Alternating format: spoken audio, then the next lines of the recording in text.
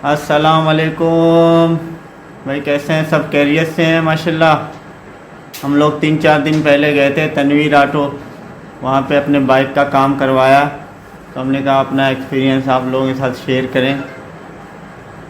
मुझे तो काम पसंद आया माशाल्लाह, सही तरीके से काम किया, बिल्कुल ईमानदारी से। जो बोला वो सारी चीज़ें, मसले मसाइल थे वो सारे हल हो गए। हमने कहा हम अपना एक्सपीरियंस आपके साथ शेयर करें। अगर आप लोगों ने किसी ने जाना हो तो तनवीर ऑटो ज़रूर जाइए। तनवीर ऑटो में एक छोटा सा क्लिप बनाया हमने, आप लोग देखें, एंजॉय करें।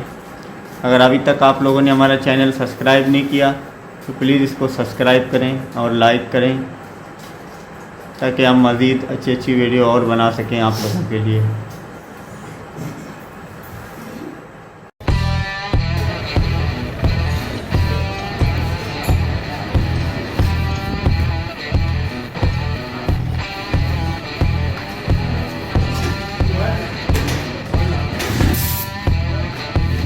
वीडियो बनाने के